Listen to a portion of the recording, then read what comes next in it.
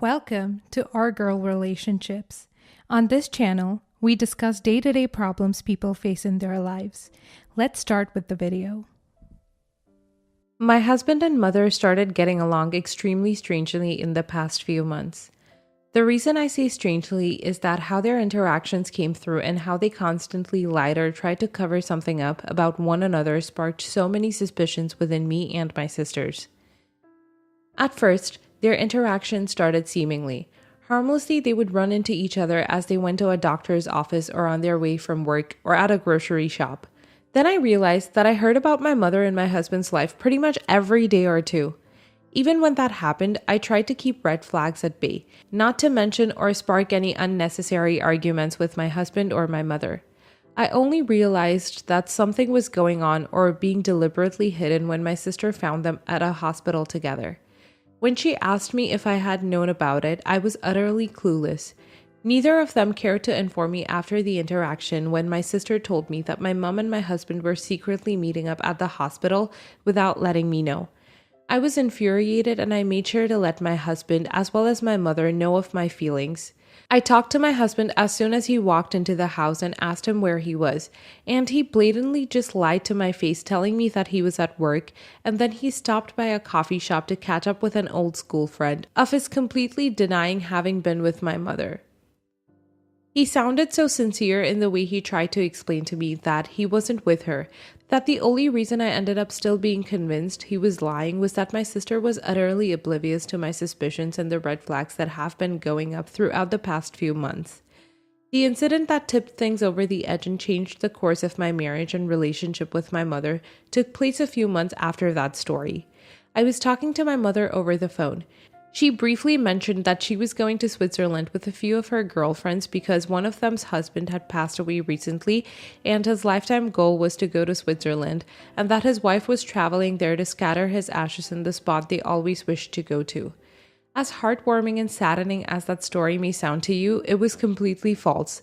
I know that because I ran into the friend that my mother was talking about a few days ago, after a week before my mother was booked to depart. She told me that she wasn't aware of any plans with mom and had no clue that she had made plans with my mom. She denied that they were going to go to Switzerland, and my red flags were immediately fired again.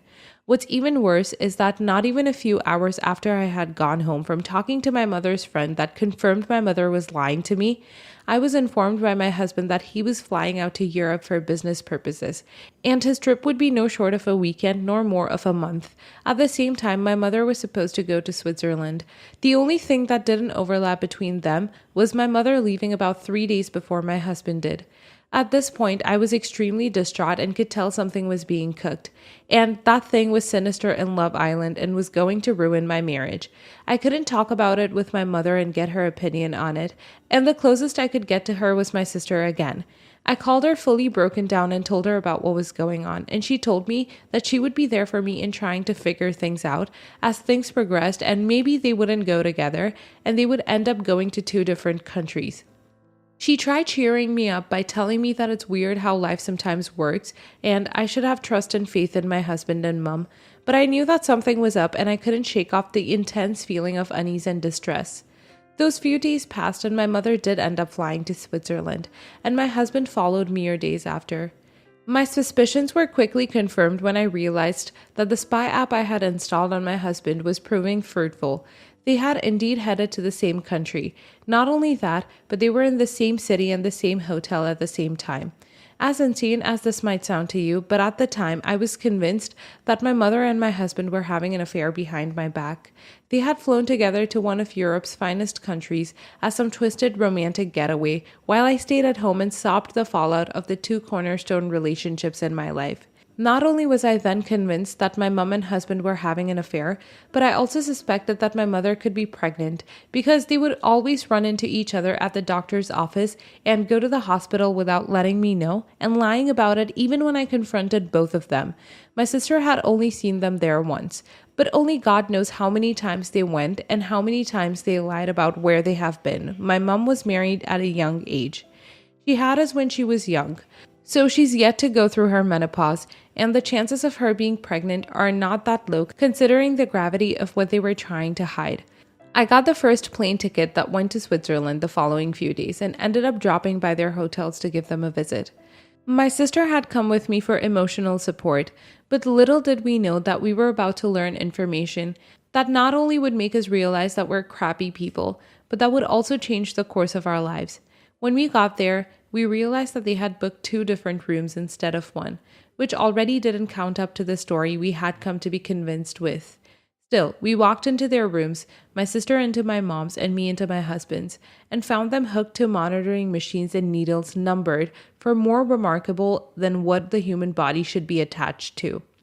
Standing at the door and seeing my mom in such conditions made my knees sink to the floor as the realization hit me.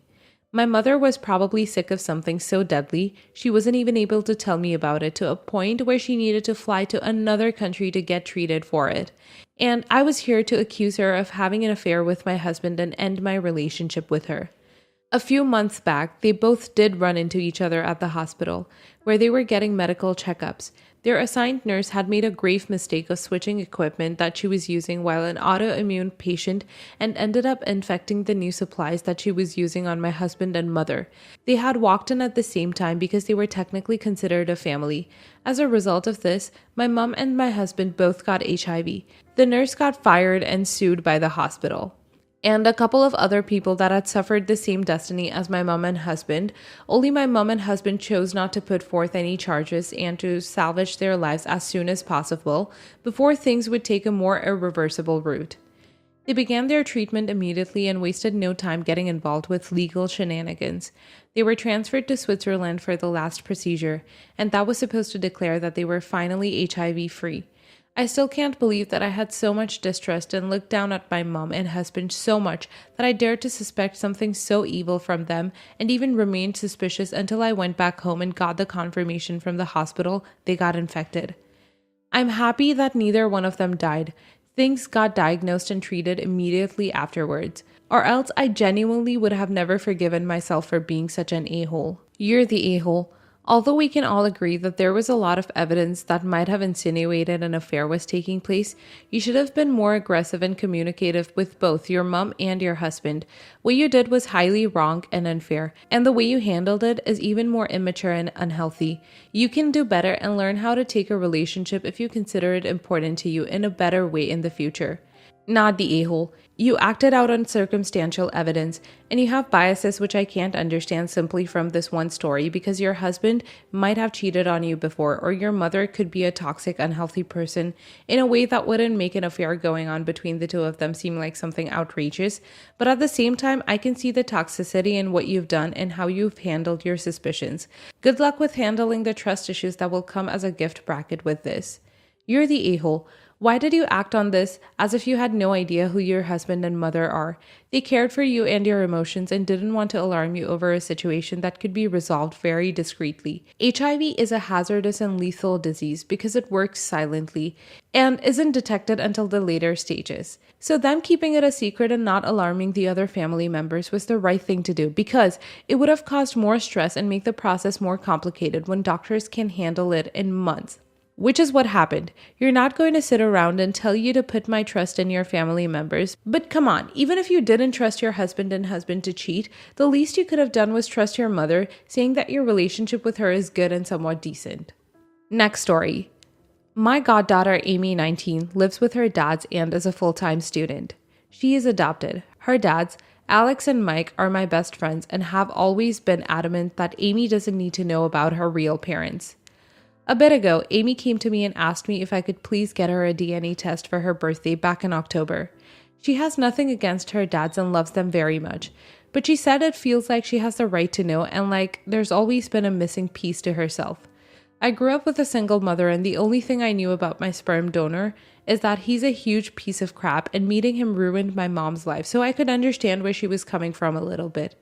I got it and gave it to her. She was thrilled and did her thing. I've never taken a DNA test, so I don't really know how they work, but apparently, she has been able to find her biological mom recently. Her mom reached out to her dads to introduce herself, and now I have both of them screaming down my neck about betraying their trust and undermining them, and a whole bunch of other bulls. I think she's basically an adult and should be allowed to know if she wants to know, but I'm wondering if I crossed a line. Mike says that he's never speaking to me again, and Alex has sworn every swear under the sun in my direction. Am I the a-hole? Edit for some clarifications, frequently asked questions. In the past, Amy has asked them several times to know about her bio parents. I have also privately spoken to them about it. No matter the mention of medical history, her rights, anything, they have never changed their minds. They have always been 100% set on Amy not needing to know. Amy is financially dependent on us. She could not have bought the test herself. Also, further clarification because people are now concerned we are financially abusing her. Amy has an allowance, access to her dad's bank accounts. She just doesn't have her own money. Me buying it kept it off their banking history, and that's really the only reason it had to be me, if I had to guess. The reason I said Amy is basically an adult is because I don't consider someone a full adult until they're capable of fully supporting themselves and integrated into society. I know at 19 that she's an adult. Thank you everyone for the responses. Honestly, I have never understood why Alex and Mike are so set on the DNA thing. They both have crappy parents' childhoods. So I've always assumed that was the main reason. But I really don't know. I don't have an adopted child. Not the a-hole. She's literally an adult and she asked you for something she wanted as a gift that she could easily have bought for herself.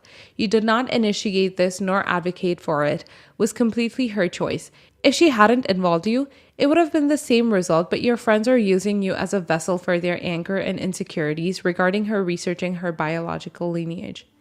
Not the a-hole. Your friends are huge a-holes. They can't just prohibit someone from learning something about themselves because it makes you uncomfortable. They knew it was a possibility when they decided to adopt. The bio mom is an a-hole too, overreaching and inserting herself in the family in such a way. She wasn't introduced by Amy, she just decided to reach out to them on her own accord, and it sounds like she did it before Amy even told her dads about it. Amy and you aren't the a-holes. Not the a-hole. Amy is 19. Amy is an adult. You didn't do anything for her that she couldn't have gone out and done for herself. I think it would have been wise to inform your friends, especially since you knew how they felt. I'm sure things are uncomfortable for Amy at home right now. So had you explained your own experience, you could have helped them to understand why it's so important, but also that they aren't being replaced, which I imagine is a concern for them. Personally, I think knowing who your birth parents are is helpful to understanding who you are and where you come from. But it's actually necessary because you should know if there are genetic health risks in your family, that is cancer, etc. Next story. So me and my ex have been separated for 2 years. We separated on good terms and we get on well despite our differences. We do have a 3-year-old daughter and he works a lot, so doesn't get to have our daughter often. For this reason, I gave him a spare key to my house so that he could pop in and see us whenever he wanted. I completely trusted him with this key. For context, I've never had a good relationship with my ex's mother. She's always hated me and accused me of ruining her son's life by getting pregnant so young. I was 18. She hates me so much that when I was pregnant with our daughter, she threatened to take me to the court to gain full custody of my daughter. When I found this out, I was of course furious and did confront her. They were empty threats, as I honestly think she knew she'd be fighting a lost battle. She despises me, and honestly, I'm not her biggest fan either. I haven't interacted much with her since I left my ex, except the fortnightly visits where I take my daughter to her house. Well, my ex has been coming over to the house as usual, but has not been using his key. At first I thought nothing of this, but it became more frequent, and so I said, if you're not going to use the key, I'll have it back. He then informed me that his mom had asked for the key so that she had access to the house and to see her granddaughter whenever she wanted. He told me he agreed. I lost my temper completely. After everything I'd gone through in the past, I had absolutely no idea why he thought it would be a good idea to give his deranged mother my key. I told him I wanted it back immediately and that I no longer wanted him to have a key. He's furious at me, seeing his mother is in pieces, as all she wants is to know that she can see her granddaughter whenever she pleases. I told him that was in no way realistic, and that if she wished to spend time with my daughter, she could message or call me and I'd bring her over with me there also. This wasn't good enough, and now he and his family are not speaking to me. So am I the a-hole? Edit. My ex only had a key as he would often come around dinner time, and having to leave the stove or stop doing chores, etc. every day became very tedious, and it was simply convenient for him to carry a key. It was a very minor inconvenience, but it made my day slightly easier. My child was never left home alone.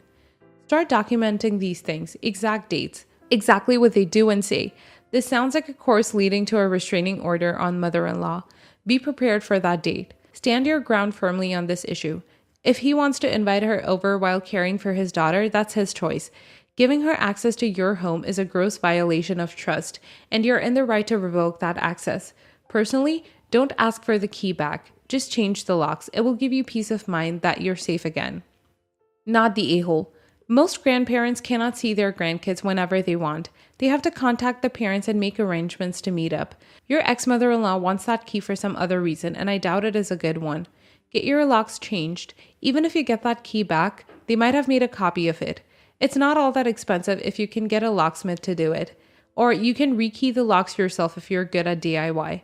And I'd look for signs that someone has been in your house while you were out. She clearly wasn't using the key while you were at home, but that doesn't mean she didn't snoop around while you were out. I'm hung up on the concept of ex-mother-in-law having a key under the guise of seeing the grandkid. You said this so well. This isn't a normal thing to see a grandchild anytime a grandparent pleases.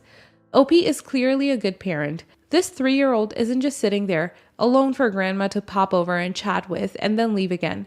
If original poster hasn't seen grandma over in all this time, then what's the key being used for? Not the a-hole. Not the a-hole. Change the locks immediately. This woman will make a copy before she ever returns it. And if she has already threatened to fight for custody before, you don't know why she would do that kind of unlimited access to your home. Plant drugs or trash the place and call CPS on you springs to mind. A tad extreme, but if this sub's taught me anything, it's that anything really is possible. Never give your ex a key. He has proven himself to be completely untrustworthy in violating yours and your daughter's safety. Document everything from now on and anything you can remember and have proof of retroactively. I have a feeling you're gonna need it.